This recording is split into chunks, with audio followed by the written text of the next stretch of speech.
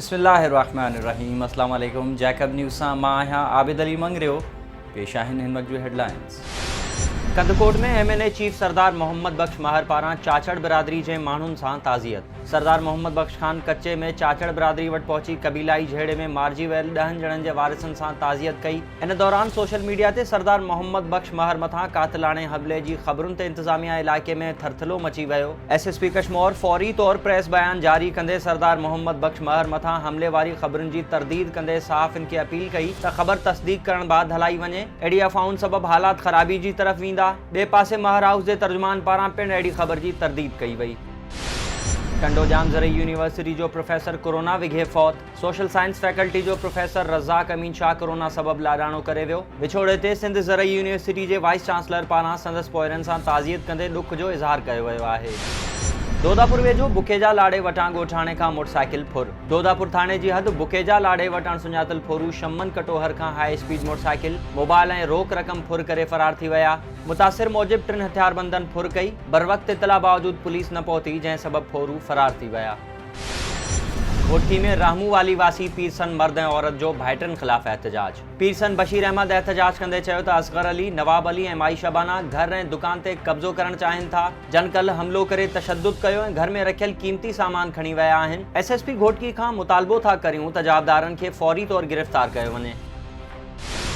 DC Kandhkot तंगवाणी जे ॻोठ साईंदाद गुजराणी में 6 ॾींहनि लाइ स्मार्ट लॉकडाउन लॻाए छॾियो। कोरोना केसिस में वाध सबबि डेप्यूटी कमिश्नर मुनवर अली मिठियाणी ॻोठ साईंदाद गुजराणी में 20 मई खां 25 मई ताईं स्मार्ट लॉकडाउन लॻाइण जो हुकुमनामो जारी कयो आहे।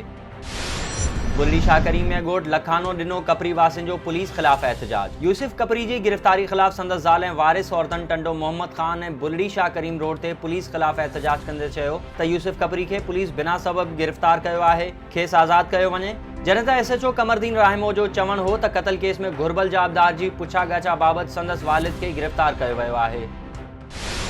डेप्यूटी कमिश्नर मटियारी पारां शहर जे तरक़ियाती कमनि जो दौरो कयो वियो। सैयद मुर्तज़ा अली शाह लाॻापियल अमलदारनि खे ज़िले अंदरि जारी तरक़ियाती कम वक़्त सिर मुकमल करण लाइ भरपूर उपाउ वठण जी हिदायत ॾींदे चयो आहे त तरक़ियाती रिथाउनि में इस्तेमालु थींदड़ मटीरियल जे मयार ते ख़ासि ध्यानु ॾिनो वञे। कम में सुस्त रफ़्तारी, नाक़िस मटीरियल जे इस्तेमालु ऐं मुक़ररु मुद्दे अंदरि स्कीमूं मुकमल न कंदड़ ठेकेदार खे ब्लैकलिस्ट कयो वेंदो। DC पारां हाला न्यू सईदाबाद, उडेरोलाल स्टेशन, खैबर ऐं भिटशा में हाईवेज़ खाते ज़रिए तामीर थींदड़ रोडनि जो दौरो करे मुआइनो पिणु कयो वियो। सकरंड में जमायत इस्लामी पारां फ़लस्तीन जे हक़ में एहतजाज कयो वियो। जमायत इस्लामी पारां इसराइल ख़िलाफ़ कुंवर राशिद मुकरम जी अॻवानी में चांडिया पेट्रोल पंप खां नेशनल प्रेस क्लब ताईं रैली कढी वई, जंहिंमें STP जे अब्दुल कादिर जीलानी, असगरी इल्म अमल जे सज्जाद अली चांडियो, इंसान दोस्त फोरम जे नूरदीन कीरियो ऐं ॿियनि पिणु शिरकत कई। ऐं सेवण ऐं हाला में पेटे अलिफ़ पारां मरकज़ी सॾ ते एहतजाजी मुज़ाहिरा कया विया। सेवण शरीफ़ में पेटे अलिफ़ पारां मरकज़ी सदर ग़ुलाम रसूल महर जी हिदायतनि ते 2011 खां 2014 ताईं भर्ती थियल उस्तादनि जे मसइलनि जे हल लाइ पेटे अलिफ़ जे अॻूणे सदर अब्दुल अज़ीज़ राहू पोटे जी अॻवानी में एहतजाजी रैली कढी वई। हाला में पेटे अलिफ़ पारां कमर अली मलूखानी, कादिर बख्श बुग्यो, असदुल्ला मेमन ऐं ॿियनि जी अॻवानी में एहतजाजी मुज़ाहिरो करे प्रेस क्लब आॾो धरणो हयो वियो ऐं मुतालबनि जे हक़ में नारेबाज़ी कई वई।